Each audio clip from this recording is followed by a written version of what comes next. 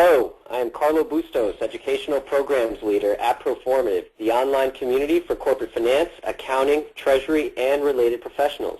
I'd like to welcome everyone to today's webinar, Mastering the Close to Drive Better Forecasting and Analytics. No good finance executive should hang their hat on how innovative the close process is at their organization. A more accurate view of the close process is that it is a necessary evil that is measured by how quickly, efficiently, and risk-free it can be accomplished. Furthermore, for any finance organization, the brass ring or value add is their ability to partner with the business to drive better decision-making and profitability. This session makes the argument that any dollars invested today in improving the close process should focus on the innovative tools that both manage the close process but also enrich the information gathered and disseminated throughout the close process. Today's technology market offers tools for finance that integrates all of FP&A on a single information platform. Finance organizations who view the value of data comprehensively will make these investments and quickly turn them into a competitive advantage. And now for a few housekeeping items before we do get started. First, I'd like to welcome you back to Proformative. Just a brief overview on Proformative for those of you who may be new to our community. We are the largest growing online community for finance, accounting, treasury, and related professionals. We are an ad-free, noise-free community where we encourage and expect peer-to-peer collaboration. Check it out at proformative.com. And now just a few event notes before we do get started. The links to today's presentation and the recording of this webinar will be sent out to all attendees within 24 hours of the event. If you'd like to download the presentation before we get started, you may do so by going to proformative.com/resources. For those of you who'd like to receive CPE credits, you will need to answer all 3 polling questions during the event today and should have pre-registered for it. For any questions around CPE, please contact Chris Brower at proformative.com.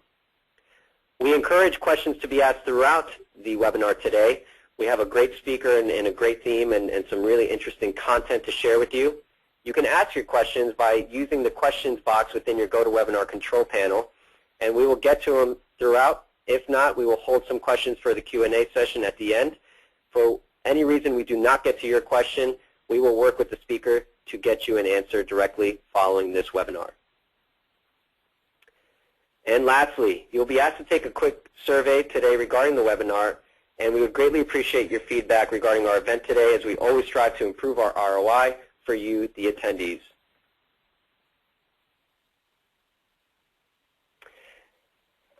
And now just a few learning objectives before we do get started.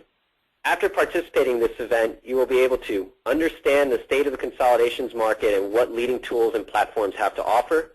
You'll also learn how the development of a data management and governance process helps both the close and all of FP&A, as well as learn how analytics-driven organizations enrich information through the close process and align the organization against a single version of the truth. Okay, let's get started. I'd like to introduce today's first speaker, Jason Webster. He is the CEO and founder of Archetype. Jason has built his career pushing the velocity and quality of decision-making at some of the largest companies. Today, as CEO and founder of Archetype, Jason leads a talented interdisciplinary team focused on the next generation of analytics, performance management, and finance transformation, where being bilingual in finance and technology can make all the difference. Mr. Webster has a BS in neuroscience from the University of Vermont. The floor is yours, Jason. It's great to be with you guys today. Appreciate you taking the time. And when Carlo and I started talking about doing this event, what I didn't know is that I'd be working with clients here in Houston on this exact topic. So, we got a call a little while ago, and basically it's a company that's mid to large size, just about $1 billion.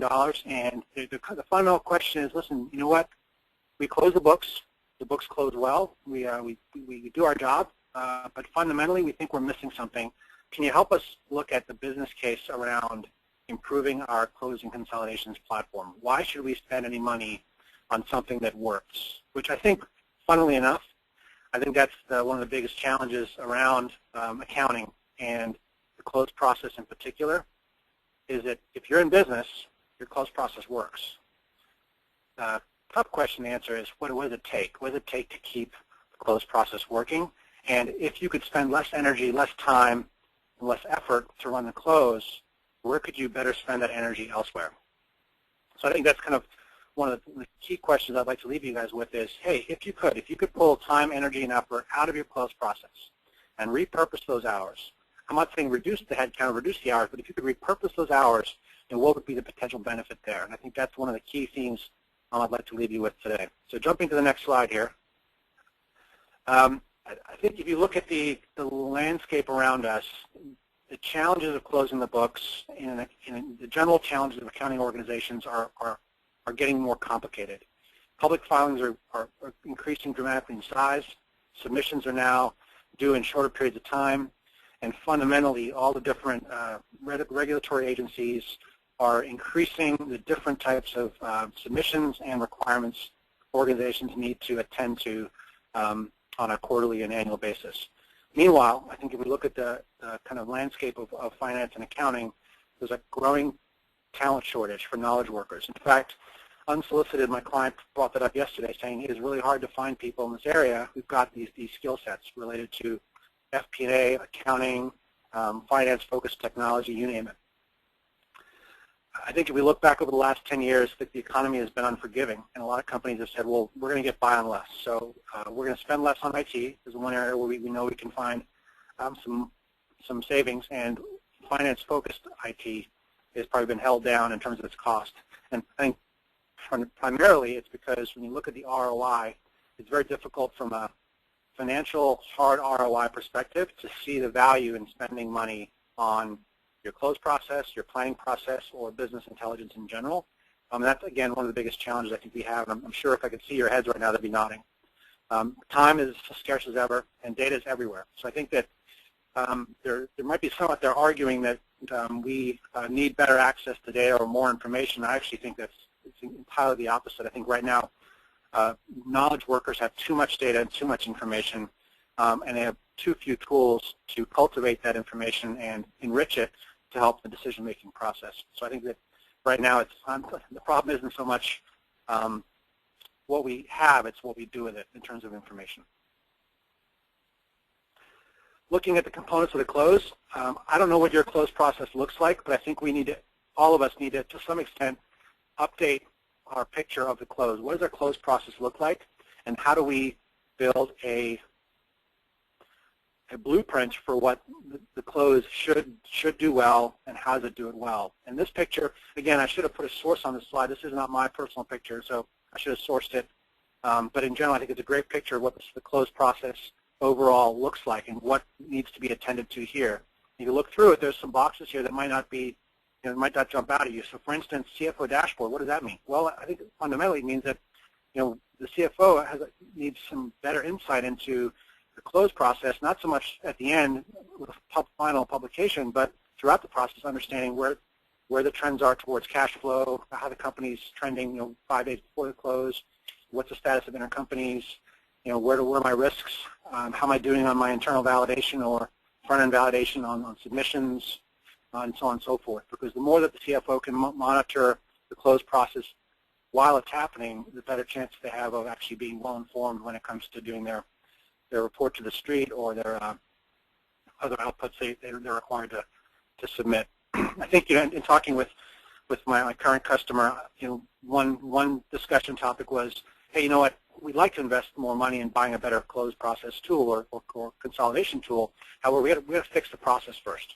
So before we buy technology, let's go fix the process. And I think, to me, the analogy I would point to is that, I'm a father of 3 kids, and if I dig in their closets, I'm going to find that my 9-year-old son's got, clothes from the age he was 2, 4, 5, you name it.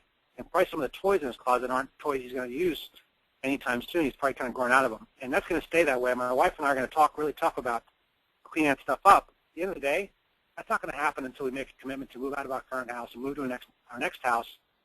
And that kind of forces us to say, okay, let's not take the stuff that should be sold at a yard sale. Let's not take it to the new house. Let's clean up the busyness and the clutter in our lives as we move into the new house. And I think in some ways that's the way I think of making organizational change for any client is, let's create an event where we're moving to a new system, and as part of that system, we're going to make sure we don't repave the cow path. We're not going to just lay over new technology or old process, but we're going to go and dig in those closets and fix our process simultaneously with implementing technology, which I think is a great guiding practice around how we can kind of start to move ourselves to something which I would consider kind of a best practice as a closed process or closed platform. So to kind of couch the conversation today from a goals perspective, let's look at the close again. What's the real goal in terms of the close? Well, first and foremost, it's confidence in the numbers, and the confidence in the numbers comes from a common data platform. And a lot of organizations, like my current client, that common data platform might just very well be Excel. And when I say that, I mean that because in a lot of cases they've got 5 different general ledgers, some on the same technology, some are different technology. And in a day, the only place that the data all lines up might be, and in some cases, might be an Excel workbook. And so, of course, there are other areas. I'm sure the final bookings, the book of records on Excel, the numbers are submitted back to some general ledger or some accounting system or some package. However, throughout the process, the data kind of wanders from one system to the other through Excel. It's manipulated. Entries are probably made in Excel, and eventually it makes it to the final submission. But I think when we look at how we build confidence in the numbers is reducing manual entries, reducing the number of manual journals that are required, and also replacing those peripheral technologies with a single platform for the close. Second one here is kind of decreasing the cost of compliance, right? I think at the end of the day, we look at if we can have a system that allows us to automate the outputs we need to meet the requirements of compliance with IFRS or XBRL or any of the standards, I think we want to make sure that we reduce any manual effort and any risk in the process around creating those documents. And what that allows us to do is that basically, if we can get through those basic, fundamental, keep the CFO out of jail tasks, we're freeing up people's time to go after value-added activities. Speed and agility is the last one, right? The goal there is basically, hey, let's just, right now my current client closes the books each month in about 15 days. We met with the CFO yesterday, and his number one goal is, I said, well, what's your hope or expectation around close process? He goes, we should be doing it a lot faster and a lot simpler. And he didn't specify what to do with the time, and that was a great conversation for follow-on to that. But initially, he just said, listen, I know what we're doing takes way too long. So the speed and agility, I think it sounds good to say we're going to close the books in 5 days and not 15. I think the real question is, so what? Should we close the books in 5 days? What's the real competitive advantage in closing the books in 5 days versus 15? And I would say if you make mistakes in 5 days and there's more risk in the process because you're moving too fast, I'd say there's a negative business advantage for closing quickly. However, as we kind of go through this discussion today, I'll point to some areas where I think that we can kind of find the business value in terms of closing the books quickly. I think to kind of close this out, I think when you ask a question to an accounting organization or a CFO or a controller, and you say, hey, do you guys close the books? The simple answer is yes, of course we close the books. That's what we have to do. And I think it's like if you ask me, hey, Jason, do you run? I said, of course I run. Yeah, I run. I'm a runner. But if I'm standing next to Usain Bolt, I might answer that question a little differently, right? Because all of a sudden you recognize, my running is nowhere in comparison to someone like Usain Bolt. And similarly, I think when you look at the close process in some organizations, it doesn't look anything like what some organizations are doing when they close the books, in 3 to 5 days, leveraging kind of cutting edge or state-of-the-art technology and process. But fundamentally, I think before we can spend $1, the one question is, again, is there juice for the squeeze? If we're going to go and spend the money and invest time and money, whether it's software or consulting, wherever it is, what do we get out of it? What's the benefits of actually putting time and effort into the close process? Which I think brings me to my first polling question. Carla? Great, thank you, Jason, for kind of the level setting there. So we will be launching our first of 3 polling questions right now, and everyone should be seeing this on your screens momentarily. Just a small reminder for those of you who are attending today's webinar for CPE credit, you must take all 3 polling questions to receive credit. But we urge all participants to answer the polling question as it is statistical in nature, and we will actually share the results here very shortly. I also want to take this time and want to remind you to ask questions in your questions box within your GoToWebinar panel, and we will get to all of not, we'll try to get to all of your questions throughout the session, and if not, in our Q&A session. And I'll just give everyone just a few more seconds here to answer in and bring in all the questions.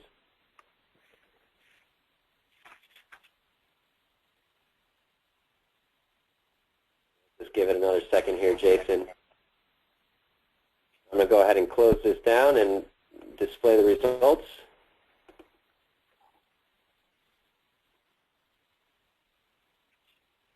Yes, I think there's obviously I think there's some controversy or disagreement here in terms of the exact answer. It's a pretty big spread here, I think. 30% of folks are saying, listen, hey, when I look at value creation in finance and accounting, it's fundamentally it's closing the books, reporting, and planning on a timely basis. On the other end of the spectrum, you've got some folks kind of pointing out this reducing costs and increasing ROI and capital. I think that's probably a topic I want to dig into a little bit. So going back to my presentation here.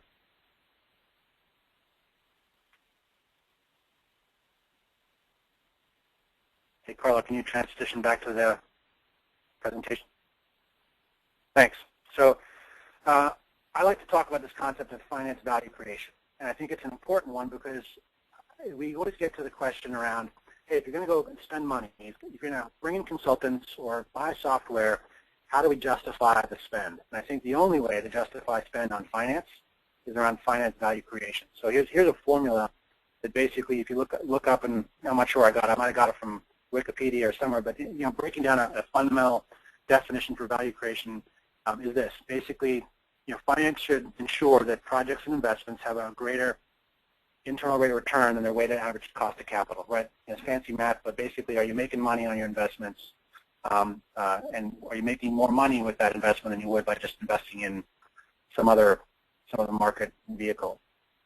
Are you doing a good job with the diligence to divest in projects and investments that don't make money? So are you regularly looking at your portfolio of projects, whether they're kind of capital or services, whatever it might be, look at your project portfolio and saying, these are laggers, these are great, let's put some more governance here, let's shut that one down, let's cut this one off, let's invest more here because our experiments are making sense. And lastly, making existing capital more efficient, right? Aligning demand, capacity, and inventory. So obviously enabling you to drive more revenue, cutting down your FP&A expenses, and then increasing working capital wherever you can, the supply chain or in receivables and so on. So I think in general, when we look at kind of what finance can do beyond just keeping the CFO out of jail, it's these things. And the less time we spend on closing the books and a simple publication of our public 10Ks and 10Qs gives us more time to focus on these activities that I think are important. I'm guessing there's probably a few question marks about folks' heads around, well, what does that really mean and why do I care? I think that the next slide will kind of help us kind of rationalize that with what our CFOs care about. So where do we find value creation? Well, I think it's not a hard question to answer. So I did some time, I spent a little bit of time kind of doing some research around, what are the core concerns and top priorities of the CFOs? I went to the Corporate Executive Board, the Duke CFO study, I looked at the Wall Street Journal, and 3 different sources kind of, hey, listen, we think these are the top priorities of CFOs for 2013. And I went through the list, and obviously it's a lot longer than this, but I went through the list and I pulled out a number of topics that I think actually tie directly back to value creation. So let's look at these briefly. So cash flow forecasting. How valuable is it to have a better cash flow forecast? I would argue that it's one of the most valuable things that an organization can have, especially in the experiencing the market volatility we have. I mean, even when the market's growing quickly and it's growing, we're seeing positive growth, we still have to raise questions around how quickly can we ramp up our supply, how quickly can we ramp up our delivery networks and so on. So I think there's a question there. Forecast accuracy, right? I think, in my mind, in 2012, I think this forecast accuracy was the #1 top priority in one of these studies, and I think it may not be #1 right now, but it's certainly up near the top. And the reason being is that when the markets tank, organizations often give up their traditional systems for spreadsheets, and they start looking at spreadsheets to be the tool of the day that help them get through some of the tough times. And the reason they do that is because they can work dynamically in Excel, and they know that the numbers that are in front of them in spreadsheets are the most recent and then the most up to date. And they're doing that because at the end of the day, the more frequent the numbers, the more quickly we can turn around estimates and results, the more quickly we can make the changes we need to do to steer through some of the complexity or volatility. And so forecast accuracy to me is the big one here. And again, I think if you look at the close process, traditionally the close process, you end with, you've got your intercompanies and your consolidation, you've got a bunch of the journals and topside adjustments and so on. At the end of the day, you get your outputs and you say, okay, well, why did that happen? Why are we lower here in revenue? Why are these costs up where I didn't expect them to be? And your MD&A comes out and says, here's the issues we found, here's why your revenue's down, our costs are up, and here's the issues, and here's what's causing them. And then that information doesn't always make it through the forecast, because the most valuable place to take that information, the most valuable place to repurpose some of the learnings in the close process is, logically, the forecast. And not all organizations have a seamless integration between their close and forecast, but I would argue that's one of the greatest places we can spend time, if we have time, to add more value. A couple more here. So obviously, risk management, decision support make a lot of sense. I mean, are you really doing the analysis you can on the choices the organization makes around spending money or chasing customers? Are we analyzing customer A versus customer B effectively before we pursue that kind of business? Is all of our business profitable? Are all our customers profitable? I think that those are the kinds of analysis that FP&A can do really well, or accounting can support if they have the time to do it, and they're not just spending the majority of their time ticking and tying and trying to reconcile financial statements. So looking at this from a different perspective, it's a simple graph, right? Simple pie chart, but at the end of the day, I think what finance and accounting really want is they want to say, listen, we would like to trade the proportion of time we spend on non-value-added activities to value-added activities. So if we can reduce the amount of time and effort we spend on inputting data, checking for errors, rekeying information from one system to the next, consolidating data, again, checking the documents coming out, going through and changing titles, changing the dates in the reports from March to April, copying and pasting our results into PowerPoint or whatever our final format is. All those activities, I think in general, I would argue that's a lot more time than people want to kind of admit to. And I think there's a lot of people who we pay a lot of money. You go and find great people with MBAs and a lot of experience and wisdom, and they have a great promise in terms of what they can deliver to their organization. However, some of that promise gets just consumed by these non-value-added activities. And I think that that's fundamentally, in order to get to those value creation topics, like we just looked at on the top priority list, I think you need to kind of figure out how to free up some of this time, which is why I'm quick to jump from the close process to some of the other kind of FP&A activities and talk about integration, which we'll get to quickly here. But first things first, I think we need to figure out how do we tackle these roadblocks. And I think again, it's these roadblocks are largely pretty basic. I don't think that it's all the complex high finance stuff that holds people up. I think in a lot of ways those roadblocks are the simplest things in the world. So for instance, it's right now organizations struggle with managing to regulatory moving targets. So how do we know what's coming next? And it's hard to manage that. It's hard to kind of keep reacting to whatever federal government or European entities are telling us they need for reporting. Obviously, as we talked about earlier, there's a great increase in the volume of reporting outputs. There's a decrease in time for submissions. It's hard to find good people. I think that's becoming a common theme right now. Is that, hey, I know that we're supposedly we're dealing with a relatively high unemployment number. I would argue that the people we're looking for have jobs, and I think we're fortunate to be in a sector or a functional area that people have are pretty, the employment's a little higher. And I think in general, everyone I talk to is saying, what, there might be people out there, but it's hard for me to find the people I need to scale up my finance and accounting organization. So that kind of says two things. One is you need to be able to kind of maybe do more with less, but two, you need to make sure you're not losing the good ones, right? And I think that I would say if you've got great people who are spending a lot of time on not so great activities, I would keep that in mind, and I'd be concerned about that. Again, flexing the business due to changes, and also, again, we talked about before, not having the time to go after value creation activities. These are some of the things we need to get a handle on, or need to get a hold of, I think, to be able to drive more value. In talking to my current customer, I came over and sat down in preparation for jumping on this webinar, and I went through the slide and I said, okay, of these 6 bullets on the right here, which ones are true for my current customer? And definitively, these 6 things on the right side, they don't have them. They lack all 6 of these things on the right side. So it's a it's a billion-dollar organization. They close their books. They do great. They're a financially healthy company. At the end of the day, they don't have a central model. They don't have a single purpose-built database for their close. They've got a number of databases involved. They use numbers of technology. They aren't able to eliminate unnecessary manual activities. There's a lot of manual activities, a lot of journals happening in the close process. They don't leverage centralized workflow or process management. They don't have a centralized close dashboard. They don't have centralized data governance and hierarchies. In fact, that was one theme that was more pervasive of finance. It wasn't just a close, but when they looked at their management reporting, every time a new account or a new business unit or a cost center came up, they had to go and figure out a way to go manually add that in 11 different places in order to get their reporting to work. So every time something changed, organizationally or addition of account, there were 11 places that changed before you could run your reports for the next period.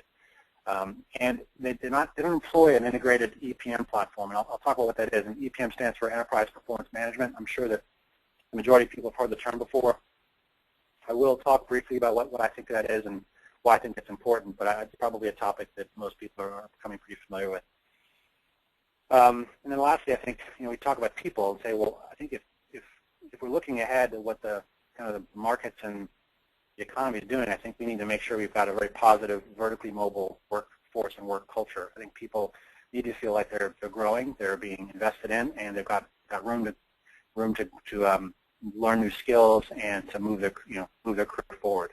And I think one of the key things there is that work-life balance, right? So everyone wants a little bit of work-life balance.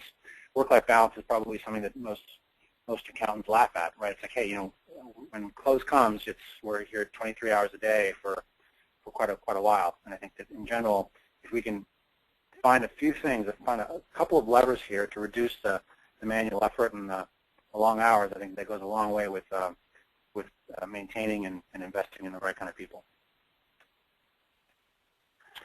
So 3 key topics we'll start to dig into now. One is data governance. And what does that mean? I think for me, we want to improve the information accessibility, velocity, integration, and transparency. And to me, there's a couple things here. One is there's a technical component to that. So do you have a centralized place to manage definitions, like account numbers and their descriptions, and as well as hierarchies, which would be the relationships that roll up your accounts to your P&L or balance sheet or cash flow. It would also reflect your entity structure. So when you reorganize an organization, you remobilize your sales force, how quickly can you do that because you have a common set of hierarchies that can make those adjustments. And also, once you make those changes, you acquire a company, can you easily model the business with and without the new integration? Can you look at last year's data and the results not be clouded because the new integration has now impacted your ability to report on the as-is business from last year? Second topic is the idea of integrated performance management, or to put it a little more wordy, the integrated enterprise performance management. But the point there is that there's a lot of activities that have a natural flow to them, and the close process is one of them. I talked briefly about the forecast. To me, my opinion is that the close process and the forecast update should be one process, and they should be tied intimately together, and the information should flow through that process and be enriched along the way, because both of those steps are key in the decision-making process that management teams make on a monthly basis. And I think, to me, I think of it as kind of that you got databases and transactional systems. This should be your management system. It's how does management track the right information, how they enrich it to understand more around who their customers are, what their products are doing, and how do they model the current business forward to make the decisions around investments and managing their revenue, profitability, and cash flow. And lastly, the idea of the finance knowledge worker. So I think in some ways, as accountants, oftentimes we're trying to, I was talking to one of my customers, a controller, and the remark was, I've got 160,000 miles on my car, and I'm nowhere near ready to turn that in. Well, my wife's the same way. She has 160,000 miles on her car. I think the point is that it's like, hey, I'm looking for value. I'm looking for taking an asset and really squeezing the juice out of it over the long term. And I think sometimes that applies to people too, right? Where it's like, hey, listen, we've got people, and they may not be the best talent out there, but they're good, and we want to make sure we can keep our expenses down from a compensation and staff perspective. And I think in a lot of ways that's the wrong view of people from a finance and accounting perspective in particular. So Carla, back to you for the next polling question. Thank you for that, Jason, and I'll be launching this here, and everyone should be seeing this momentarily on their screens. And now we are on our second of 3 polling questions. Please note that for those of you in today's audience who are after CPE credit today, you will need to answer all 3 of our polling questions. And at this time, I also want to remind you all to ask questions in your questions box within your GoToWebinar panel.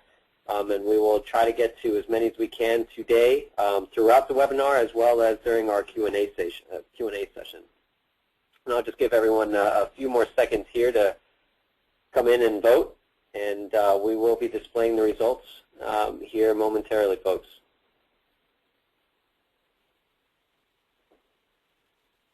So Jason, I'm just going to give them another 2 seconds here, and everyone should be seeing these on your screen now. Great. Thanks, Carlo. So I think no surprises here, right? I mean, look at where current companies are and kind of what they look at. I think they're where we're expecting to be. For me personally, I'd love to kind of talk to some of these, the 6% down here in terms of integrating analytics and forecasting with the close. I think that's obviously a small percentage of organizations. And I'd love to hear from them, if they can reach out to me to understand if they've found that there's really an ROI there. They can kind of speak to either allegorically or even find some hard ROI in that integration with analytics and forecasting. So if you're one of those group, I'd love to hear from you if you have a few minutes to email me. Thanks. Back to the slide deck.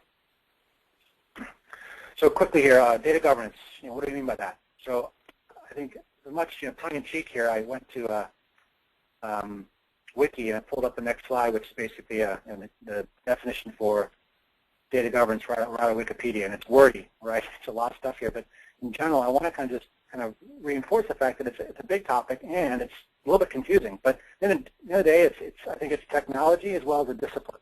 And the discipline starts. I'll talk to you. I'll talk to it through a kind of a story. I was working for a high-tech company up in Boston, where I live, and they're in their second quarterly reporting as a public company, and the CFO walked out of the earnings call with a grim scowl on his face, and I stopped him in the hall and I said, "Hey, how's it going?" He goes, "Jason, I'm sitting on the phone with a kid, sounds like he's 18 years old, who's telling me I don't know my business, and that is incredibly frustrating. But what I need to do now is I need to go and dig into a couple of these numbers on our reports and figure out who owns them and get some better definition around these numbers." And so at the end of the day, from a CFO's perspective, he's reporting to the street. He's recognizing he's got maybe 8 or 10 different figures he's talking to and providing color and getting pushback, and now he has to go dig into those numbers to make sure he understands how they're made up. And fundamentally, it starts with building that accountability process where who owns AR, who owns AP, who owns cash, and how do we define our receivables? When does an order become a receivable? Do our sales guys agree on that policy or the definition? Does finance and sales, are they on the same page? Are they using the same language? Do we have 3 or 4 different definitions of revenue depending on where you live in the organization? I think that might sound a little crazy, but it's certainly an example I've seen before. And so in general, data governance starts with that, the policy. It starts with the process around which people own both the numbers as well as the definition for those numbers. Secondly, it's wrapping up the data and making sure that you're protecting your data from the point at which it enters the organization to the point at which it leaves the organization. And part of that is, okay, whenever we can replace Excel with a system that's got better security and more centralized control, that's a great thing. Excel is probably one of the greatest benefits and greatest risks organizations have in finance and accounting. And I think we all know why that is. I think it's just a matter of moving away from Excel where we can. And lastly, I think, as I talked about before, it's managing hierarchies, it's managing definitions, and it's managing data in some type of technology environment where we know we can make changes centrally and propagate them out, and we can also consolidate centrally for our results. So I just want to kind of talk through a little simple picture here to kind of talk about what it looks like not to have good data governance and what that kind of does to a reporting structure or the ability to analyze the business effectively. So, corporate culture drives good neighbors but bad citizens. So my point is that basically in a lot of organizations you've got these stovepipes, and you might call one of them supply chain or manufacturing or finance or accounting or HR. But generally, a lot of the way that technology is sold, which is, I think, a lot of blame needs to be laid on the software industry, that you're finding different ways to sell technology into an organization. And oftentimes it's HRs making their own decisions around their technology stack. They're buying technology, they're hiring consultants to build solutions, and they're building their own reporting. And that's the same can be said for any one of those functional areas.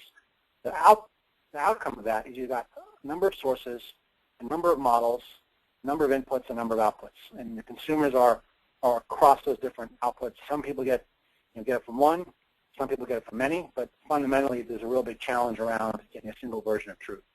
So the reason we do it is because we can get results faster. We can roll a system out very quickly. Leadership and compensation practices reinforce this perspective because, hey, if I can manage my own career, manage my own department, I'm going to get a raise or a bonus. Excel becomes databases, and alignment is very challenging when you do this.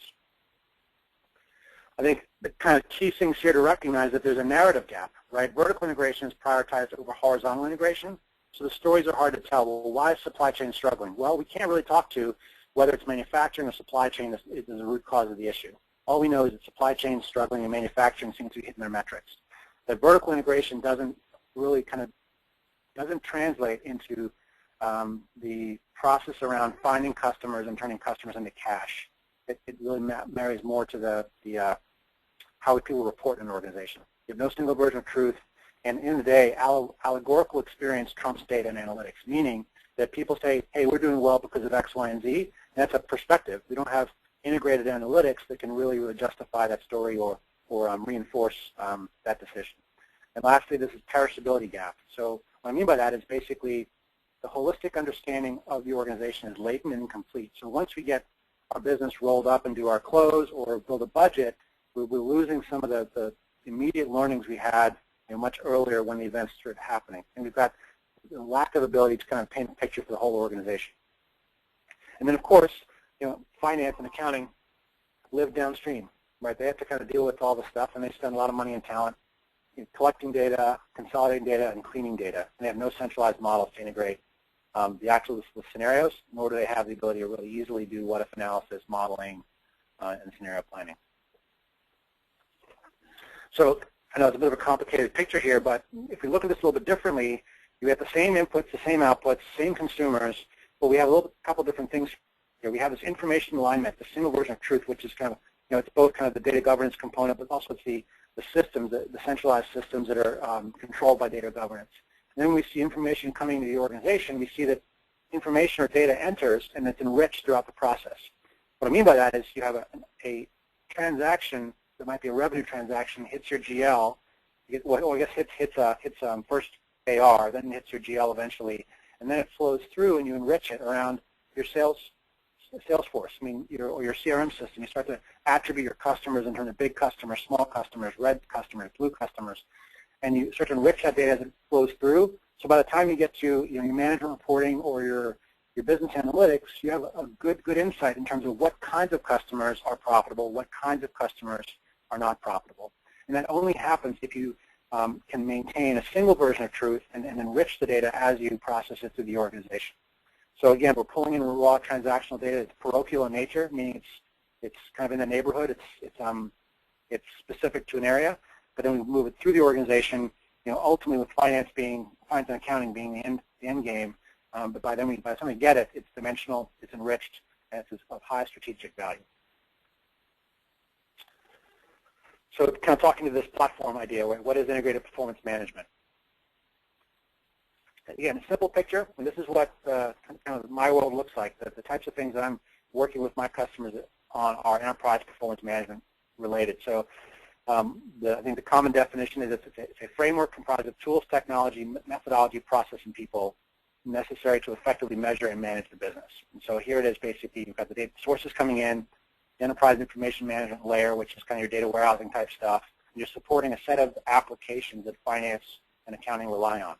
Planning and modeling, budgeting, closing consolidations, pricing and profitability, and then financial and operational analytics. And then on top of that, you've got a kind of unified access layer and reporting capability. This is what I think we're all espousing to do, and this is what I would tend to believe. The 6% on the last poll who said that they basically integrate their close with the analytics, they've got something that looks somewhat like this, where they've got a set of applications on top of a unified information architecture. If you're going to break this down and say, well, now let's just dig into the covers, what do these applications actually look like? Well, if you dig under there, there's, in the front end, you've got this analytics and business intelligence type layer, and the data warehouse is the place where you start to pull the stuff together. You dig a little bit lower, and you've got those same applications there. I guess the reporting portal, the dashboards, and integration with the Microsoft suite. And then below that, you've got these kind of key areas around the close process and business planning and the applications that apply there. And I think, the close process stuff's pretty obvious, I think, at first glance, but to speak specifically around one of these, profitability, pricing, and cost modeling. I think in a lot of ways that's the brass ring around, how do we know if we've got a good business? Well, do we really understand what our true costs are to serve our customers, and do we really understand which customers are most profitable? I think that's difficult to do, especially when we have these stovepipes of information and a lack of integration. In fact, I think when you look at the technology world today, the big themes you're hearing advertised are big data and analytics. And I would say actually the biggest theme right now is the fact that integration. That's the thing that companies are working on solving aggressively here to move their organizations forward. And lastly, I want to talk just briefly about this idea of a finance knowledge worker. What does that mean? How do we attract, recruit, and retain this type of worker? So simply put, if we look at people, right, the human element, we want to look at, okay, this is actually sourced from a Hackett Group study a while back. If we can kind of compare how we spend money on finance-focused technology, and then kind of look at that against the compensation level for finance professionals, we have a couple of boxes to pay attention to. The one at the bottom left, I'm going to ignore altogether because I think it probably speaks for itself. But if you look at the top left, I call this the Bugatti paradox, because I think at the end of the day, I know if I saved all my money and spent $1.5 million on a Bugatti without a racetrack or any way to take advantage of it, without the discipline to use it, it would sit in the garage, and I'd probably go out and look at it every day and polish it. But fundamentally, it's a bad investment for me. So I think similarly, small organizations, they go over-invest in technology, and they spend a lot of money there, but they lack process discipline. They have low value creation because they don't necessarily have the staff to go and leverage the technology. And so really, this is kind of looking at the ratio between the higher level finance people and investment in technology. And doing this, I think, really kind of creates a poor culture and high turnover, specifically because the finance executives expect a lot from their organizations. They'll say, listen, we spent the money, we made investments, we sent people to training, but we're not getting what we want out of our organization. Secondarily, it's the financial salt mine, right? You say, listen, we're not going to spend a lot on technology. We don't need to spend a lot on technology. We'll just hire more arms and legs to get the work done, and we'll spend the money there because we can easily scale people up and down. It's harder for us to kind of pay over time for technology. So you've got maybe high discipline, great value aspiration. You have no tools or technology, so Excel becomes the tool of the day. And those highly paid people, the valuable people, start to get very frustrated because they don't have the tools that they know that their peers have, or what they've seen, and they're working with sticks and rocks to meet the expectations. Which is again, I think speaks to the last point here, is that people leave because their expectations are out of line with what they're able to deliver. So finance perfection, right? Tongue-in-cheek, finance perfection. I think the study specifically says that organizations, compared with their peers, those who spent more money on finance-focused technology than their peers had a smaller workforce in finance, and they paid each person on average higher compensation. So that means you've got a higher skilled, hopefully, a smaller workforce working with cutting-edge technology to get things done. So you've got a shorter process, a more efficient process. You have less people as a result, but these people are doing more value-added activities or working more on on those higher value creation initiatives. So to me, that's the human element. I can't necessarily tell you how to go out and find those people or to attract them on an individual basis. I think what I'd make is the case that you might think it's a paradox to think that we're going to spend in technology and in people, but I think in general, the organizations that spend more in people and technology win. And the study, the Hackett Group study, goes on to say that those organizations that spent in this way actually had a lower cost of finance in their peer group. So somehow they're spending more on people individually, right? So higher salaries, less people, more technology spend, and they have a higher value creation metrics and a lower cost of finance. So I think that those results kind of speak for themselves. So kind of in closing here, I want to walk through a quick little illustration, which I think is again, it's a little bit of a, what you call a parable, I guess. But to me, it's a fun story that kind of talks about kind of a change in thinking. So jumping back, let's say about 80 or 90 years, 100 years, I want to talk about the steel industry. One of the challenges with a webinar is that you guys can't raise your hand. So I'll ask for a show of hands, but that's not going to be very effective. But I'm guessing no one on the phone, or very few of you, have heard of someone by the name of William Kelly. And who William Kelly is and why he's famous. Well, he's not famous, but he should be famous because William Kelly invented something called the Bessemer process. The Bessemer process actually is invented by William Kelly, but it's actually Henry Bessemer that gets credit for it because he was the one who trademarked it and made it commercial. So William Kelly kind of got the short shrift there. Of course, you may have never heard of the Bessemer process, or you may have never heard of Henry Bessemer, but you probably have heard of Carnegie, Andrew Carnegie. And the reason is because Andrew Carnegie actually made all this stuff famous by building a huge empire, taking advantage of this technology. So he's the kind of guy who basically says, listen, I didn't invent it. I'm not the expert, but I see the opportunity here to take technology or take this business advantage and put it to work for me.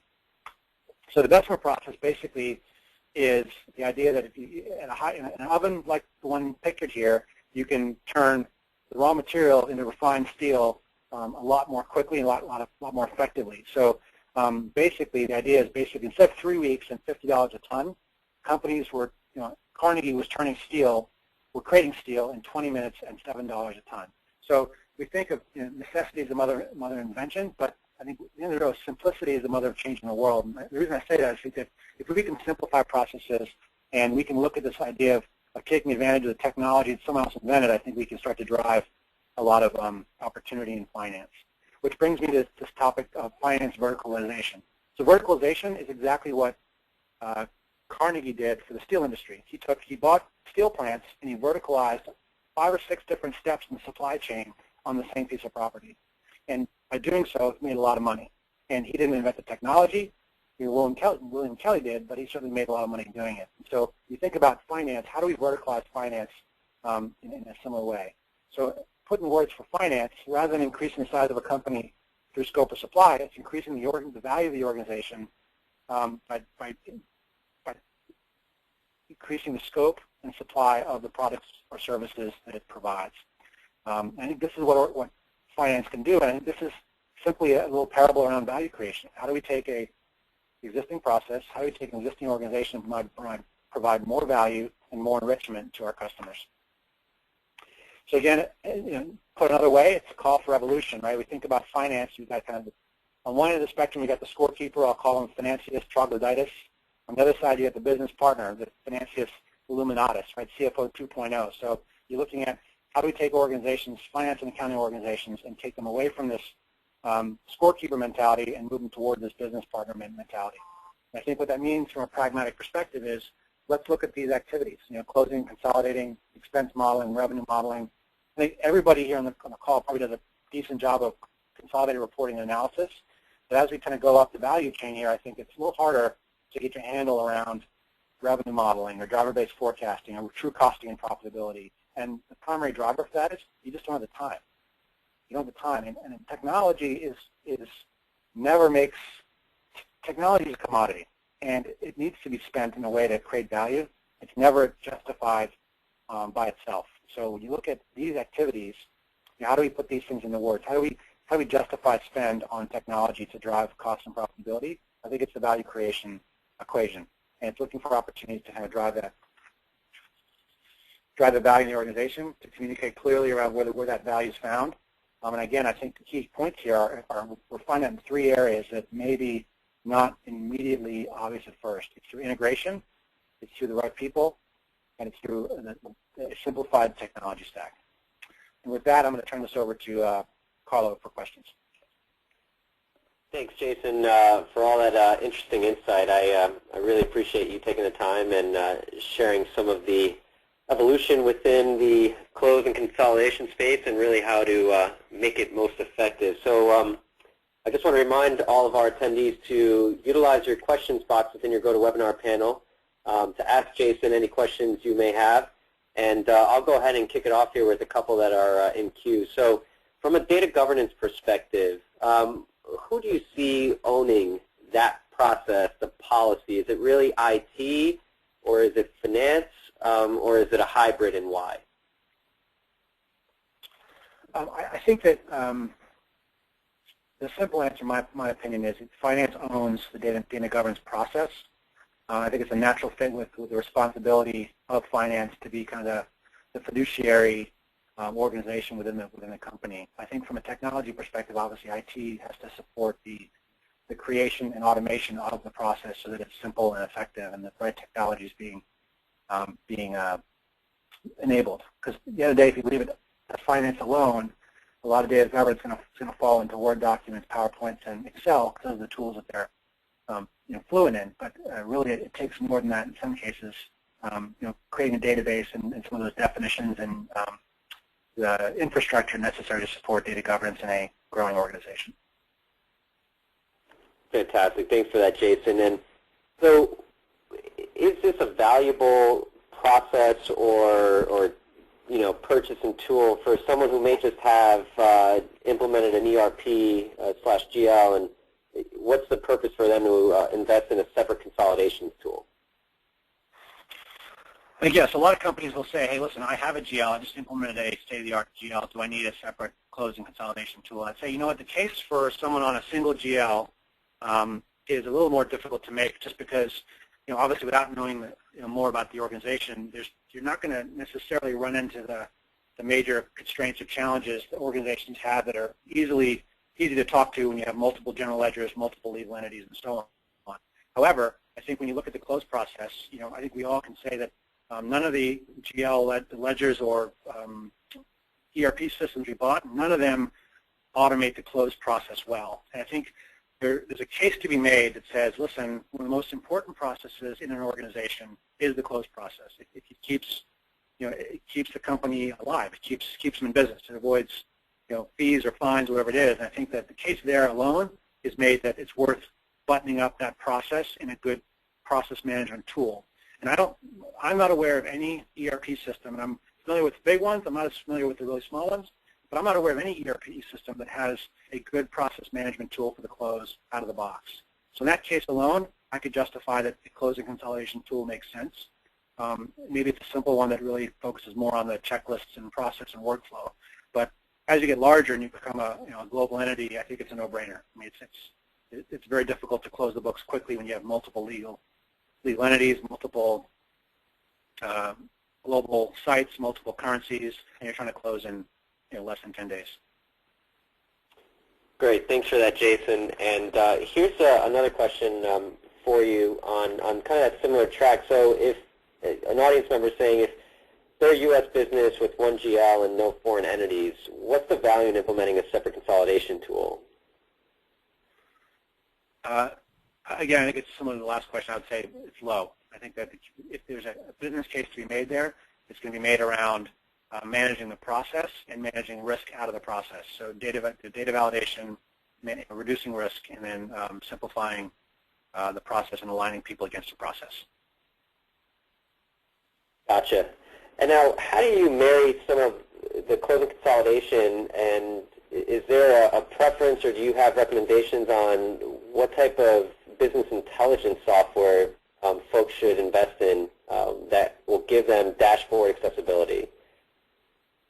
Yeah, I think it's becoming more and more like the decision around buying the Toyota Camry versus the Honda Accord. Right? At the end of the day, these competitors know each other's secret sauce so well that the tools are becoming more and more just a different brand, pricing's in line, and so on. So at the top of the market, you've got some expensive tools, but they've got a lot of capability there. I think the area to pay attention to, where you've got some good innovation at a very low cost, is some of the cloud-based solutions, and there are a lot of them out there. I won't pick any one in particular, but I would suggest that regardless of how big your organization is, when you think about this problem, I think I've been through probably this year, or I guess in the last 12 months, 3 vendor tool selection processes where there were large companies greater than $1 billion looking at integrated tools like this, and they were comparing both the on-premise expensive solutions versus the cloud, and in both cases, the cloud vendors were kind of in the fight to the ninth round. They're clearly competitive, and the cost model for a cloud-based solution is pretty appetizing. Gotcha. And one last question before we go ahead and start wrapping up and get to our last polling question for this webinar this afternoon is, on a baseline or a benchmark, what's the typical ROI in investing in these systems? I would say that I could confidently say that within 5 years, any project in the space, either whether it be closing consolidations or a new budgeting and planning platform or a data warehouse, if it's run well, you can get a good, tangible ROI, at least justifiable ROI in less than 5 years. Great. Thanks for that, Jason. And just in closing, I really appreciate you taking the time. And unfortunately, we do have a few more questions in the queue, but we'll work with Jason to get back to you folks in the audience and answering to you directly post the event. And just want to take this time to really thank everyone for participating. And at the end of the event, you will be prompted to take a short survey. We truly value your feedback and appreciate your time to help us continue in delivering this great content. And at that time, you can also easily request to connect with Jason with the click of your mouse. We also encourage you to join us on Proformative.com to continue this great discussion we've had today. And if any questions you have regarding your CPE, please contact Chris Brower at Proformative.com. And I just want to take this second here to give you a brief reminder and an update on our CFO Dimensions Conference. We are holding it in New York City this year between August 21st and 22nd. It's a really great, fun-filled, world-class, best-practice theme-based event. We're going to have some really world-class speakers there, and we really encourage you to participate and take advantage of the early bird pricing as we have it set today. And with that, I'm going to go ahead and launch our last and final polling question, and everyone should be seeing this momentarily. And I'd like to take this time to thank you, the audience, for your time. Again, after we close down this polling question, I will close down the webinar, and you will be prompted to take the short survey. If we can please ask for you to participate so we may get better at delivering the right type of content and webinar to you, we would greatly appreciate it. Also, there you have an opportunity to request a connection with Jason and request more info on CFO Dimensions with the click of your mouse. I will leave this polling question open just for a few more seconds here. And I appreciate everyone's time today. Thank you very much, and we look forward to seeing you at another Proformative event online or at Proformative.com. Have a great rest of the day, folks. Goodbye.